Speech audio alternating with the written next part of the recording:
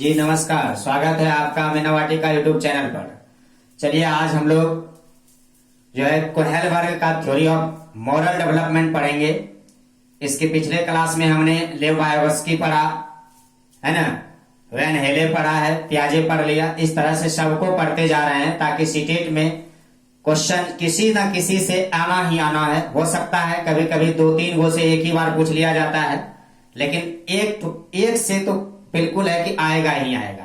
तो चलिए हम इसको समझते हैं अच्छी तरीका से कि कोहेल वर्ग थ्योरी ऑफ मॉरल डेवलपमेंट क्या है। कोहेल वर्ग जो है, ये लॉरेंस कोहेल वर्ग, इन्होंने क्या डेवलपमेंट दिया, बच्चों की विकास की प्रक्रिया को कैसे बताया।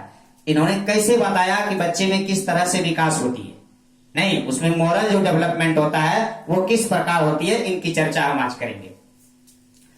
तो कोहेल वर्ग का कहना था कि जो नैतिक तर्क है ना, नैतिक तर्क और कार्रवाई के बीच स्पष्ट संबंध स्थापित किया था इन्होंने, कोहेल वर्ग ने। इसका अर्थ हुआ कि वो क्लियर रिलेशनशिप दिया था, किसमें, between moral reasoning and action. Moral reasoning and action क्या होता है, यानी नैतिक तर्क और कार्रवाई दोनों के बीच संबंध को स्थापित किया था। इसका की पॉइंट याद रखिएगा, इन्होंने क्या किया था कि रिलेशन स्थापित किया था जो है बिटवीन, किसमें, इन्होंने रिलेशन दिया था, रिलेशन बिटवीन है ना मॉरल रीजनिंग एंड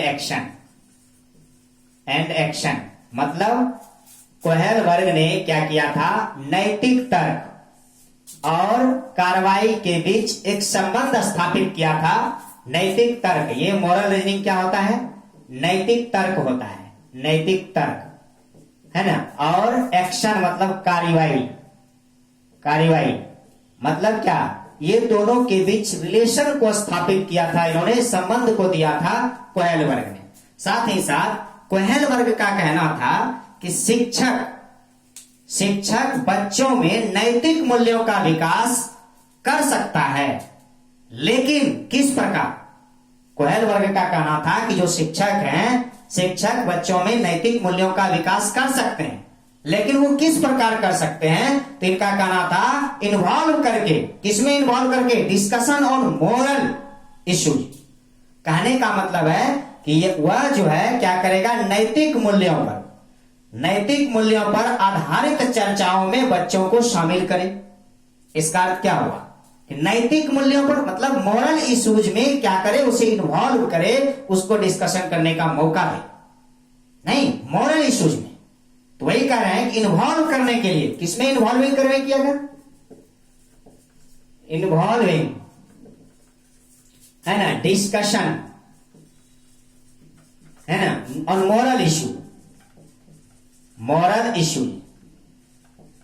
कहने का मतलब है क्या कहा था कि बच्चे जो है, ये शिक्षक जो है बच्चों में नैतिक मूल्यों का विकास कर सकता है यदि वह नैतिक मूल्यों पर आधारित चर्चाओं में बच्चों को शामिल करे।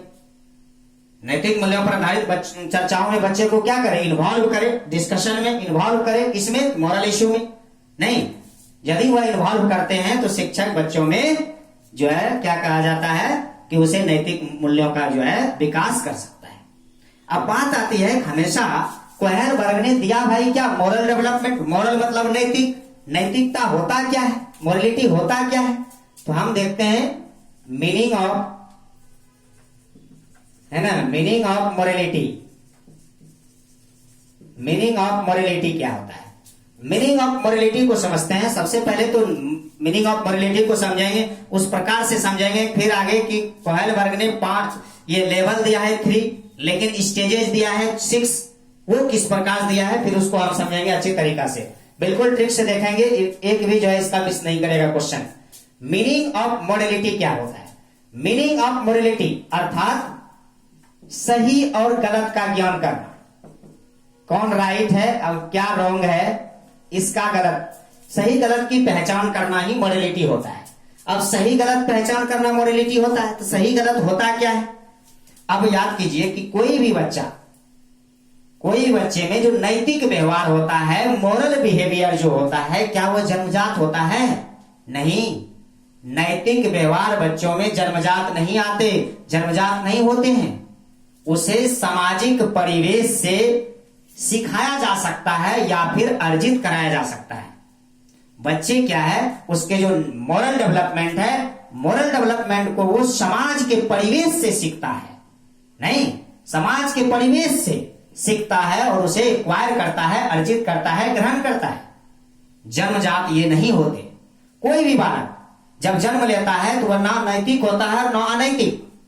नहीं, उसे अच्छा बुरा का ज्ञान नहीं होता है। वह अच्छा बुरा का जो आचरण है वह समाज से ग्रहण करता है, समाज से सीखता है। इसलिए कहा जाता है कि विकास की प्रक्रिया वातावरण की महत्वपूर्ण भूमिका है। नहीं, विकास की जो प्रक्रिया है उसमें सबसे महत्वपूर्ण भूमिका किसका है? इन्वायरमेंट का, समाज का एनवायरमेंट, स्कूल का एनवायरमेंट, नहीं हमारे चारों ओर के परिवेश का एनवायरमेंट, ये सारी चीज होना चाहिए। नहीं, वही करेक्ट। बच्चों में जो मोरल डेवलपमेंट है वह समाज के एनवायरमेंट पर डिपेंड करता है, समाज के परिवेश से एक्वायर करता है ना, घर के परिवेश से एक्वायर करता है, फैमिली के परिवेश से एक्वायर करता है, साथ ही साथ अपने गांव के परिवेश से एक्वायर करता है। वह जिस क्षेत्र में रह रहा है वहां के परिवेश से एक्वायर करता है, वह स्कूल से एक्वायर करता है, वह जहां जहां माता पिता के साथ जाता है उससे एक्वायर करता है, उससे ग्रहण करके वो अपना मोरल डेवलपमेंट करता है। ये सारी बातें किसकी कहानी थी? कोहेल वर्ग की। ये कोहेल वर्ग कहा था। ये होता है मोरलिटी। सीधे शब्दों में समझिए कि मोरलिटी मतलब अच्छा और बुरा का पहचान करना।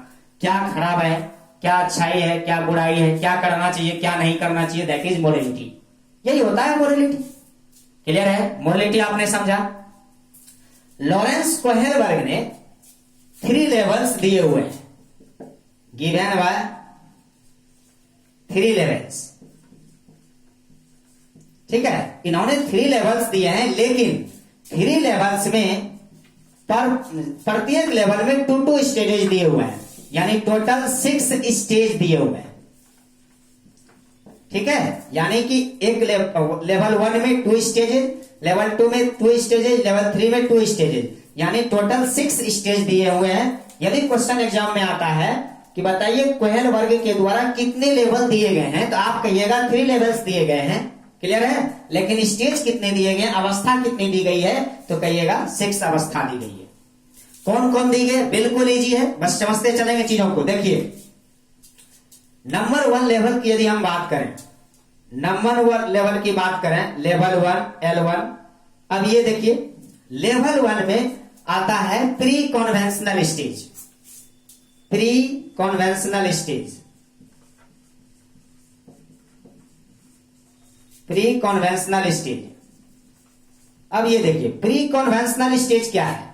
जिसमें 4 से 10 वर्ष का बच्चा जो है इसके अंतर्गत आते हैं। प्री कॉन्वेंशनल स्टेज में देखिए, प्री कॉन्वेंशनल स्टेज लेवल 1 हुआ, इसमें 2 स्टेज आ जाते हैं। नंबर 1 एक आएगा और नंबर 2 आएगा। यहां ध्यान से देखिए, प्री कॉन्वेंशनल, इसमें आराम से आप देखिएगा, कॉन्वेंशनल स्टेज को पकड़िएगा, सब में कॉन्वेंशनल होगा, एक में प्री होगा, एक में कॉन्वेंशनल, एक में पोस्ट होगा।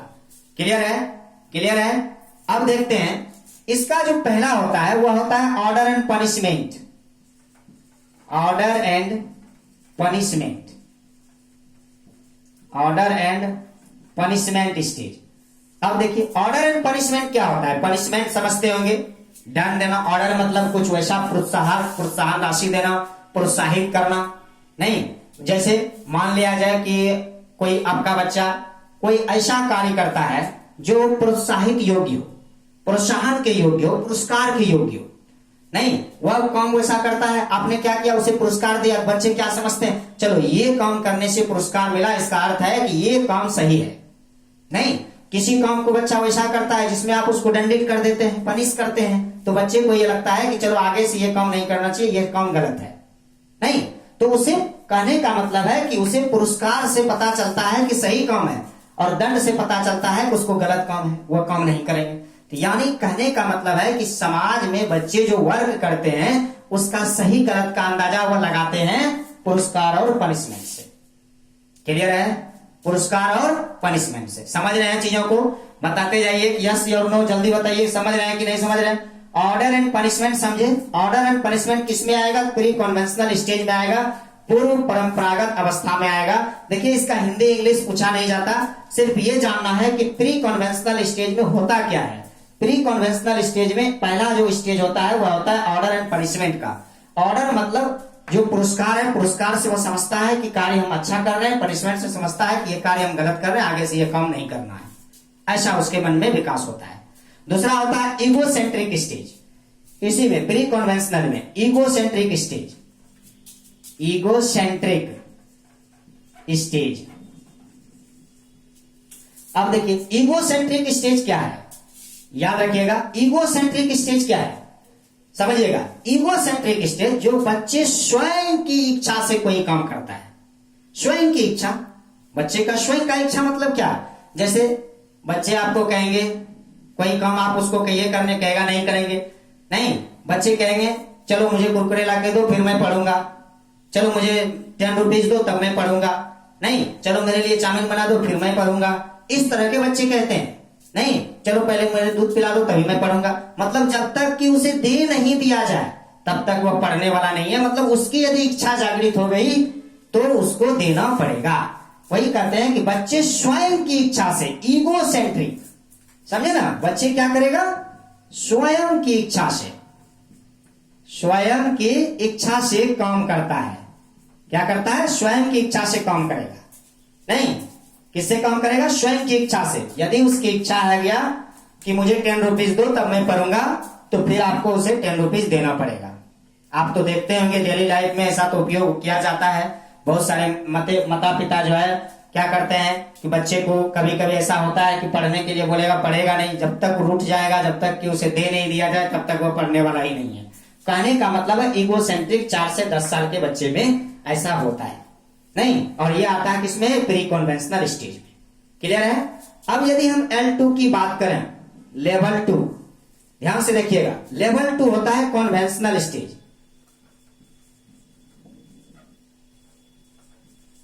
Conventional stage. अब आप देखो कन्वेंशनल स्टेज क्या है। कन्वेंशनल स्टेज में भी 2 बात होगा, क्योंकि लेवल 3 दिया गया था लेकिन सब में 2-2 स्टेज, टोटल 6 स्टेज दिए हुए हैं। नहीं तो कन्वेंशनल स्टेज यानी 10 से 13 साल के बच्चे आ जाएंगे इसमें। और इसमें सबसे पहला जो स्टेज आता है वो आता है पर्सनल एकॉर्ड स्टेज, है ना, पर्सनल एकॉर्ड स्टेज। इसमें आएगा 10 से 13 इयर्स के लड़के। ठीक है, अब देखते हैं, ये होगा एकॉर्ड स्टेज में आ जाता है personal accord stage, personal accord stage. अब ये देखिए पर्सनल एकॉर्ड स्टेज क्या है। पर्सनल एकॉर्ड स्टेज एक प्रकार का प्रशंसा है कि बच्चे क्या आते हैं, प्रशंसा और निंदा को समझने लगते हैं। बच्चे क्या है, समाज में ऐसा कार्य करते हैं जो प्रशंसा के योग्य हो। नहीं, प्रशंसा और निंदा को वो भली भांति समझते हैं, ताकि वह प्रशंसा क्या है, निंदा क्या है, वो ऐसा वर्क करने के लिए सोचते हैं जो समाज में प्रशंसनीय हो, प्रशंसा के योग्य हो। बात समझ रहे ना? ये होता है पर्सनल एकॉर्ड स्टेज। इसको दूसरा स्टेज भी कहा जा सकता है, जैसे स्टेजेज ऑफ ये कहिए एप्रिसिएशन, प्रशंसा, प्रेज, नॉन एज, इसको दूसरे नाम से भी जाना जाता है, known as stages of appreciation. Appreciation मतलब प्रशंसा, प्रेज, है ना। एप्रिसिएशन मतलब प्रशंसा, प्रेज। नहीं तो कहने का मतलब है कि बच्चे क्या है, पर्सनल एकॉर्ड स्टेज में बच्चे प्रशंसा और निंदा को समझते हैं। बच्चे ऐसा कार्य करते हैं जो समाज में प्रशंसनीय हो, जो समाज उसको चाहे। नहीं, इस तरह का कार्य करने लगते हैं। ये किसका कहना था? तो कोहेलबर्ग का कहना था, जो कि लेवल 2 में पड़ता है, कन्वेंशनल स्टेज, परंपरागत अवस्था। परंपरागत अवस्था के अंतर्गत पहला जो स्टेज है वह है पर्सनल एकॉर्ड स्टेज। क्या है? Personal accord stage. याद रखिएगा, इसको नॉन एज मतलब इसे इस नाम से भी जाना जाता है, स्टेजेज ऑफ एप्रिसिएशन। क्लियर है? इसको स्टेजेज ऑफ एप्रिसिएशन के नाम से जाना जाता है। दूसरा है law and order orientation. Law और ऑर्डर ओरिएंटेशन। ये स्टेज देखते हैं, ये स्टेज क्या होता है? Law and order orientation. Law और ऑर्डर ओरिएंटेशन होता है कि बच्चे क्या करते हैं, कानून, लॉ मतलब क्या? कानून। बच्चों जो वर्क करते हैं बच्चे, वो कानून को ध्यान में रखकर वर्क करते हैं, नहीं कि कोई वैसा जो है काम नहीं करते जो कानून के खिलाफ हो। बच्चे कानून को ध्यान में रखकर काम करते हैं, साथ ही साथ अच्छे व नैतिक व्यवहार को महत्व देते हैं। जो नैतिक व्यवहार है, जो अच्छा व्यवहार है, उसको क्या करते हैं? वो महत्व देते हैं। बात समझ रहे हैं ना? वो अच्छे व्यवहार को महत्व देते हैं, नैतिक मूल्यों को महत्व देते हैं। किसमें? तो लॉ एंड ऑर्डर ओरिएंटेशन में। वो कानून को ध्यान में रखकर वर्क करता है, साथ ही साथ क्या करता है? कानून को ध्यान में रखकर कार्य तो करता ही करता है, साथ ही साथ अच्छे व्यवहार व नैतिक मूल्यों को महत्व देता है। किसमें?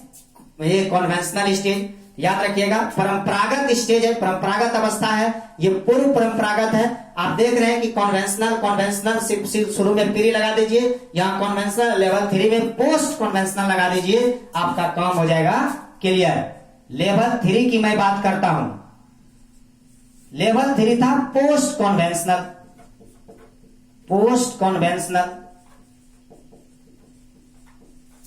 Conventional stage.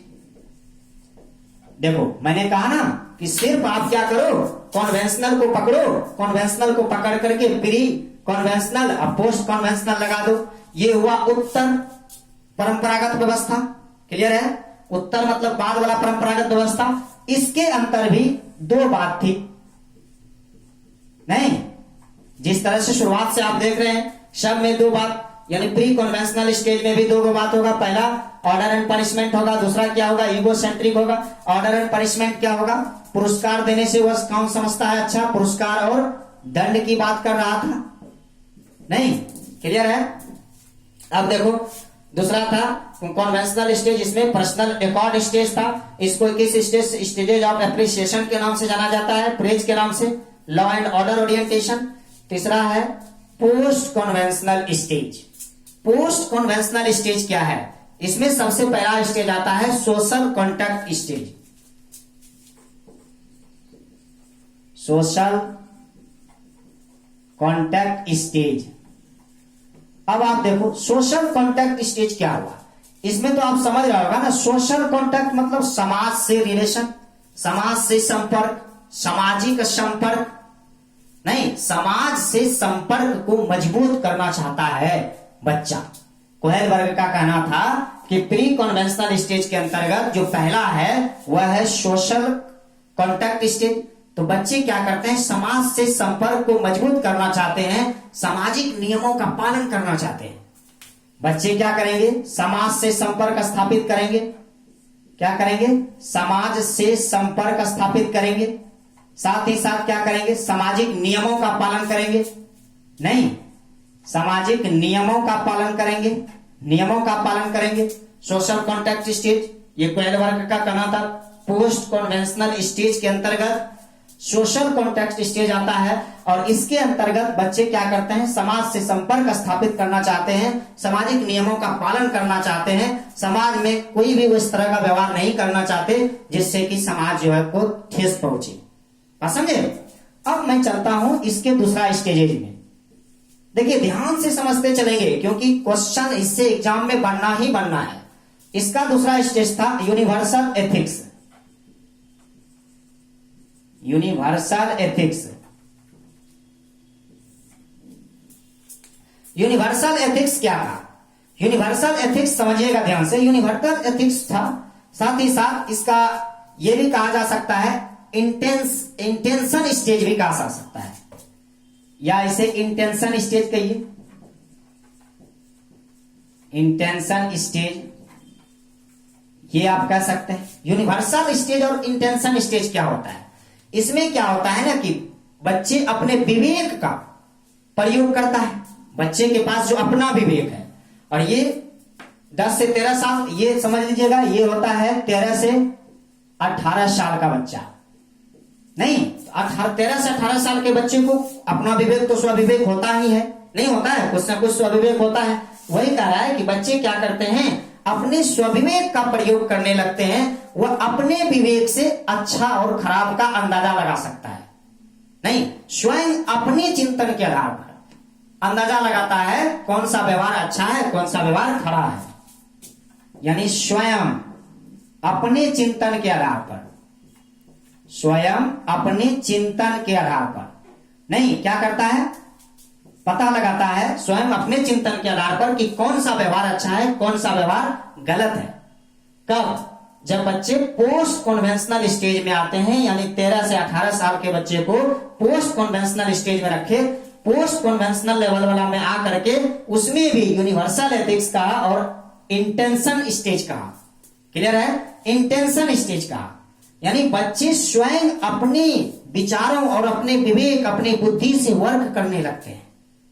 बात समझे ना, स्वयं वो अपने विचार से अच्छा और खराब का ज्ञान करने लगते हैं, समझने लगते हैं कि कौन सा बात अच्छी है, कौन सा खराब है, क्या हमें करना चाहिए, क्या हमें नहीं करना चाहिए। लगभग उसका जो है ज्ञान यहां से खुलना स्टार्ट हो जाता है, और जैसे जैसे एज बढ़ते चला जाता है फिर उसका विवेक और उसकी मैच्योरिटी बढ़ती चली जाती है, वो धीरे धीरे मैच्योर होते चले जाते हैं। क्लियर है? तो ये था का नाम कोहेल वर्ग का। अब देखते हैं कोहेल वर्ग का एक क्वेश्चन है मेरे पास। देखिए आप लोग अच्छी तरीका से पढ़ते चलेंगे, क्योंकि देखिए इसका क्वेश्चन एग्जाम में पूछना ही पूछना है। देखिए पूछता है, क्वेश्चन है देखिए, read the following description and identity the stage of moral reasoning of Kohlberg. पूछा है ना, मोरल रीजनिंग ऑफ कोहेल वर्ग क्या है। देखिए कहता है कि निम्नलिखित वर्णन को पढ़िए और कोहेल वर्ग के नैतिक की अवस्था को पहचानिए। देखिए अंतःकरण के स्वचयनित नैतिक सिद्धांतों द्वारा सही कार्य परिभाषित किया जाता है, जो कानून एवं सामाजिक समझौते पर ध्यान दिए बिना संपूर्ण मानवता के लिए वैध होता है। अब देखिए आप ही सोचिए, क्वेश्चन इसमें एग्जाम में क्या होगा, आंसर क्या होना चाहिए, सार्वभौमिक नैतिक सिद्धांत अभिविन्यास, नहीं, द यूनिवर्सल एथिक्स। देखिए यूनिवर्सल एथिक्स द ओरिएंटेशन आया, यूनिवर्सल एथिक्स ओरिएंटेशन देखिए ऑप्शन में एकदम हूबहू लिखा हुआ है। देखिए लिखा हुआ है ना, the universal ethical principle of orientation लिखा हुआ है ना। तो हमेशा समझिए कि ये जो मैं लिखाता हूं ना, ये वर्ड सिर्फ वर्ड नहीं है, ये एक की पॉइंट्स है जो आपको एग्जाम में बहुत आगे लेके चला जाएगा। इस की पॉइंट से आप आंसर को पकड़ सकते हैं, समझ रहे हैं ना। इसी में कोहेल वर्ग की थ्योरी में एक क्वेश्चन पूछा जाता है, डायलेमा का meaning. What is the meaning of dilemma? Dilemma, इसका एक क्वेश्चन यह भी पूछा गया है कि डायलेमा क्या होता है कोहेल वर्ग में। अब आप समझो डायलेमा क्या होता है। डायलेमा मतलब क्या? सस्पिशन। सस्पिशन मतलब क्या? डाउट। डायलेमा मतलब suspicion, doubt, doubt, suspicion, suspicion, doubt, suspicion. नहीं, कहने का मतलब है दुविधा। डायलेमा क्या होता है इसको समझिए, पूछता है एग्जाम में। डायलेमा मतलब क्या? दुविधा, सस्पिशन हो जाना, डाउट होना। कैसा डाउट? देखते हैं कैसा डाउट, दुविधा वाले डाउट, दुविधा, डाउट, दुविधा। जैसे एग्जाम्पल के तौर पर ये समझिए, मान लिया जाए कि आपके पास दो आदमी का चयन करना हो, एक आपके ब्रदर है, एक दोस्त है। तो देखिए कैसा, और दोस्त भी वैसा एकदम प्रिय फ्रेंड, नहीं एक ब्रदर, दोनों को चयन करना पड़े, नहीं, या फिर आप ये कहो, नहीं, दोनों को यदि चयन करना पड़ जाए तो फिर आपका जो ब्रेन है वो कहां चला जाएगा, दुविधा में फंस जाएगा। अब मैं क्या करूं, इसे देखूं तो फिर इसे छोड़ना पड़ेगा, उसे देखता हूं तो इसे छोड़ना पड़ेगा।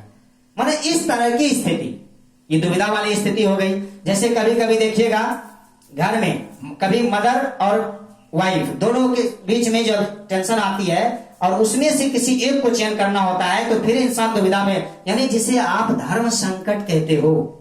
जैसे महाभारत में धर्म संकट में पड़ गया था कौन? कुंती, क्योंकि कुंती का ही बेटा कौन था? ये सूर्यपुत्र कर्ण, और कुंती का बेटा ही कौन था? अर्जुन। ये दोनों उसी का बेटा था, लेकिन दोनों एक दूसरे के विपक्ष में लड़ना चाह रहा था, दोनों एक दूसरे के विपक्ष में लड़ रहा था, दोनों ने एक दूसरे का गला काटने पर तुला हुआ था। तो माता का तो बेटा ही खोना था, तो मां क्या हो गई, वो दुविधा वाली स्थिति हो गई। अब मैं क्या करूं, इसको यदि मैं बता दूं कि ये बेटा है, फिर इसको ये बता दूं कि या इस एक को छोड़ दूं, नहीं, तो इसमें स्थिति पैदा हो जाती है बड़ी भयानक। उसी भयानक स्थिति को, उसी कंफ्यूजन वाली स्थिति को डायलेमा कहा गया है, दुविधा कहा गया है। क्लियर है? दुविधा समझ गए?